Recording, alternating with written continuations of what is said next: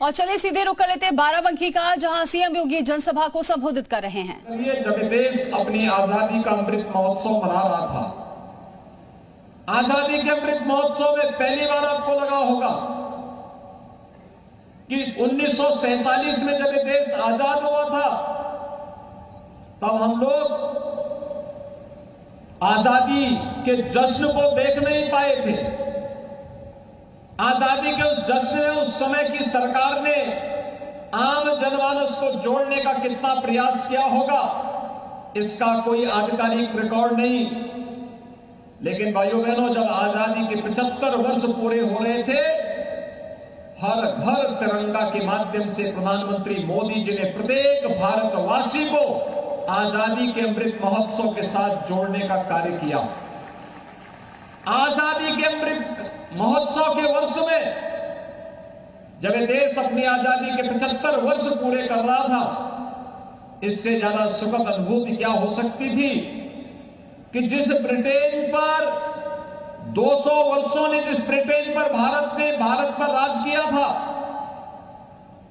जिस ब्रिटेन ने 200 वर्षों तक हमारे मूल्यों को कुत्सित तरीके से रौंदने का कार्य किया था, उस ब्रिटेन को पछाड़ करके भारत आजादी के अमृत महोत्सव वर्ष में दुनिया की 5वीं बड़ी अर्थव्यवस्था बना।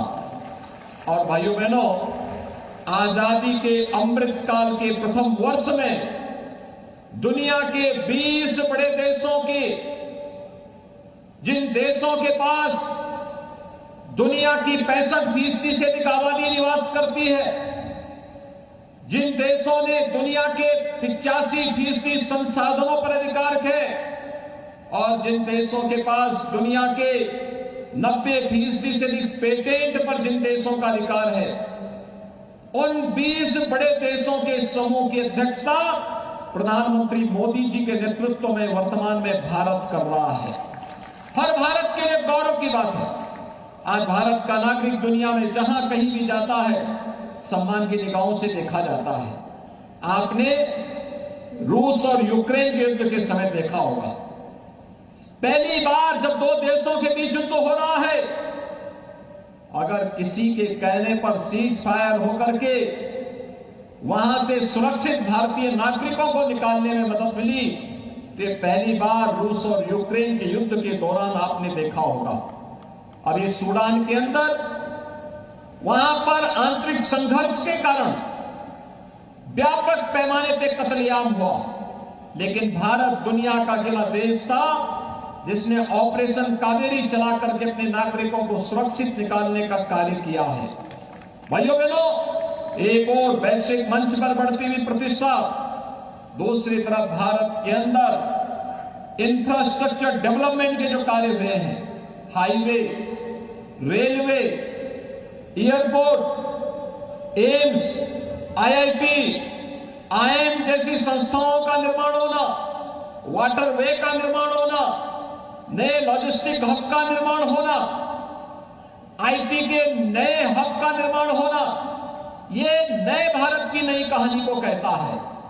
और भाइयों बहनों, एक तरफ तेजी के साथ भारत के अंदर बन रहे इंफ्रास्ट्रक्चर के जो कार्य हैं, हर भारतवासी के जीवन में व्यापक खुशहाली करने और उसके माध्यम से रोजगार सृजन के माध्यम मिले हैं, तो इसके साथ ही हम सबको नहीं भूलना चाहिए कि आजादी के 60-65 वर्षों तक जिन लोगों ने देश के अंदर शासन किया, उन्होंने भले ही नारे भले ही दिए हो, लेकिन एक गरीब के लिए, एक नौजवान के लिए, महिलाओं के लिए, अन्नदाता किसानों के लिए उन्होंने अपने स्तर पर जितना प्रयास आजादी के 6-7 दशक में होने चाहिए थे, नहीं कर पाए।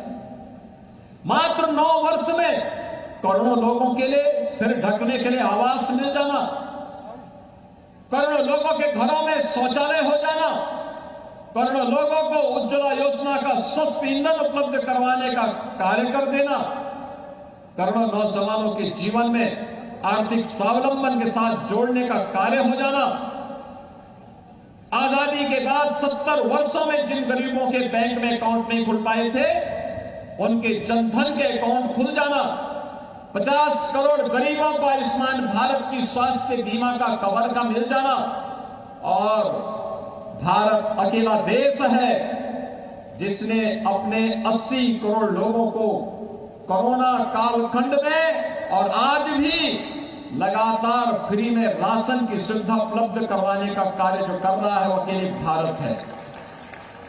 अकेले भारत है जिसने अपने देश के अंदर 220 करोड़ वैक्सीन की डोजेज फ्री में उपलब्ध करवाई है अपने नागरिकों को। दुनिया के किसी भी अन्य देश ने नहीं कर पाया, कोई अन्य देश नहीं कर पाया भाइयों बहनों। और इसीलिए एक और ये कार्य हो रहे हैं, इसके साथ ही विरासत का सम्मान भी हो रहा है। आजादी के अमृत महोत्सव वर्ष में कोई जनपद नहीं जहां स्वतंत्रता संग्राम सेनानियों के स्मारकों को सम्मानित न किया गया हो, उनके स्मारकों को भव्य स्वरूप न दिया गया हो। और आजादी की लड़ाई के साथ साथ भारत की आध्यात्मिक और सांस्कृतिक विरासत को भी नई पहचान देने का कार्य आपने देखा होगा। काशी में काशी विश्वनाथ धाम का निर्माण हो चुका है और अयोध्या में 500 वर्षों का इंतजार समाप्त करके भगवान श्री राम के भव्य मंदिर के निर्माण का कार्य अयोध्या में भी हो रहा है। केदारनाथ धाम का निर्माण हो रहा है, महाकाल में महालोक का निर्माण हो रहा है, विंध्यवासिनी धाम का निर्माण हो रहा है। भाइयों बहनों, जो कार्य कभी नहीं हुआ वह कार्य आज हो रहा है, क्योंकि डबल इंजन की सरकार जनता जनार्दन को समर्पित होकर के उनकी भावनाओं का, उनकी आस्था का सम्मान करने का कार्य कर रही है। ये सभी सरकार अपने जनता के हितों को ध्यान में रख करके, उनके स्वावलंबन को ध्यान में रख करके, उनकी आस्था का सम्मान करते हुए लगातार कार्य हो रहा है। और प्रधानमंत्री मोदी जी का जो विजन है, उसी विजन को डबल इंजन सरकार ने उत्तर प्रदेश के अंदर अपना मिशन बना रखा है। सपा, बसपा और कांग्रेस के लोग तुष्टीकरण की नीति पर चल करके समाज को जाति के आधार पर बांटते थे और परिवार विशेष को लूट करने की छूट देते थे। भैया बहनों, आज जाति के आधार पर नहीं, चेहरा देख करके नहीं, आज योजना का लाभ सबका साथ और सबके विकास की भावना के साथ किया जाता है।